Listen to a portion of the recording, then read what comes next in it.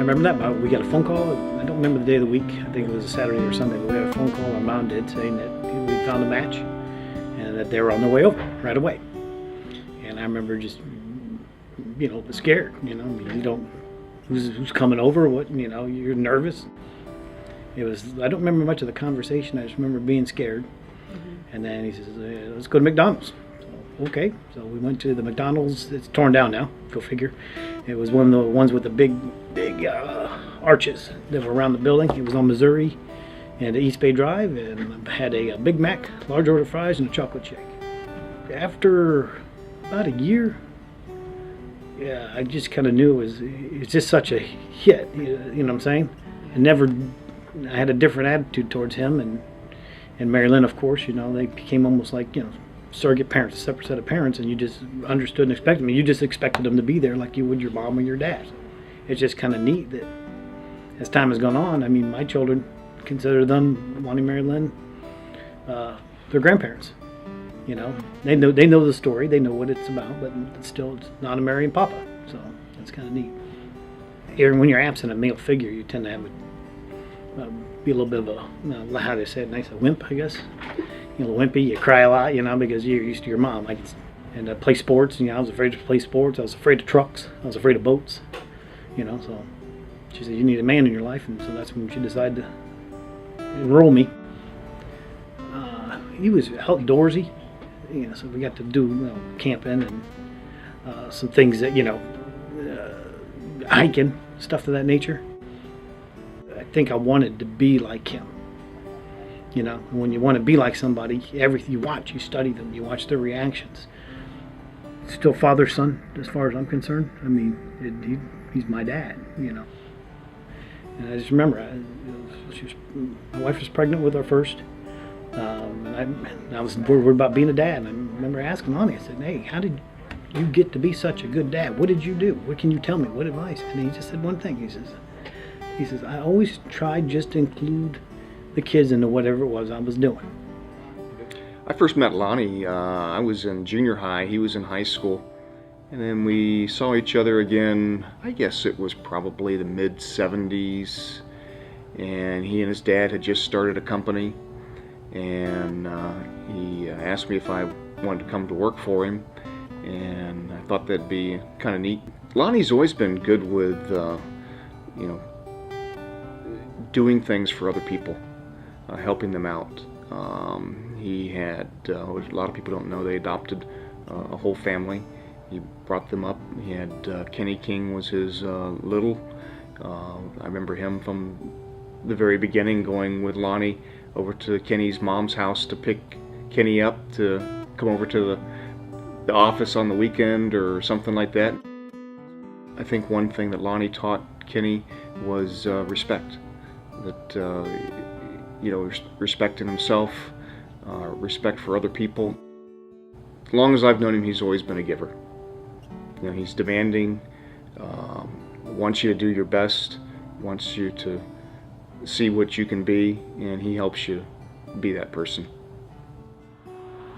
Actually, I met Lonnie. I was a newly hired CEO, probably on the job just a few months, and Lonnie just came to the front door and asked to see me and sat down, and I think he was curious about me, and I never met him before. I didn't really understand his connection to the agency, but then after we spoke for an hour and I realized his 40-year connection to the agency as a board member, as a big. It didn't take me very long to understand that Lonnie had a lifetime connection, but he was what I would call an honorable man. Once a relationship between a big and a little goes beyond getting to know each other, developing a trust, having fun, and experiencing life together, it deepens to a more family-like relationship. And it doesn't happen that frequently that we can identify that a big and a little are still as close as they are after how many years? Almost 40 years. A lifetime now. And it will never end.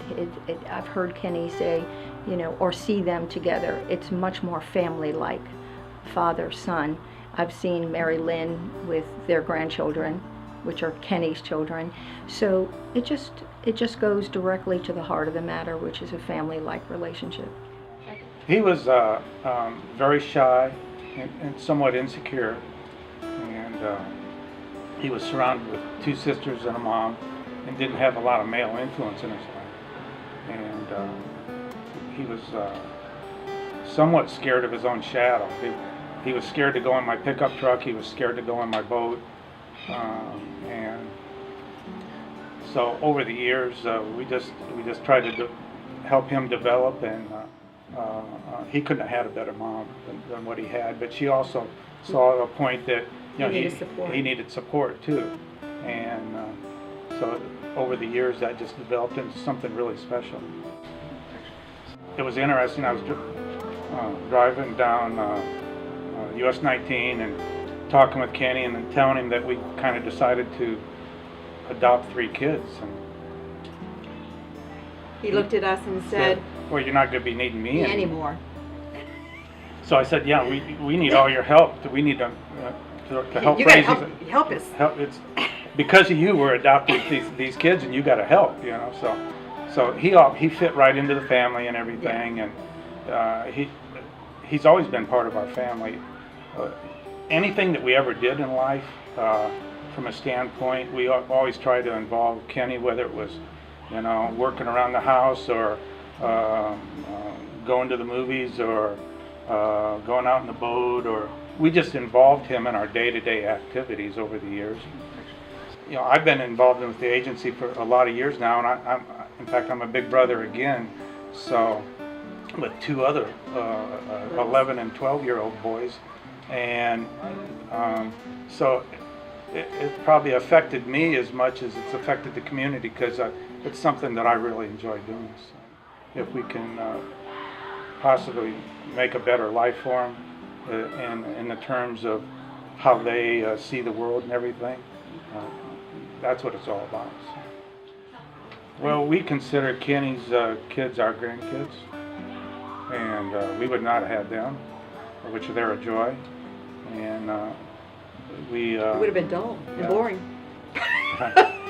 Plus we have 4 other grandkids from our own kids, and so with the 9 grandkids, and with Kenny, I can still consider him my little brother, and with our 2 new little brothers, we have a full life.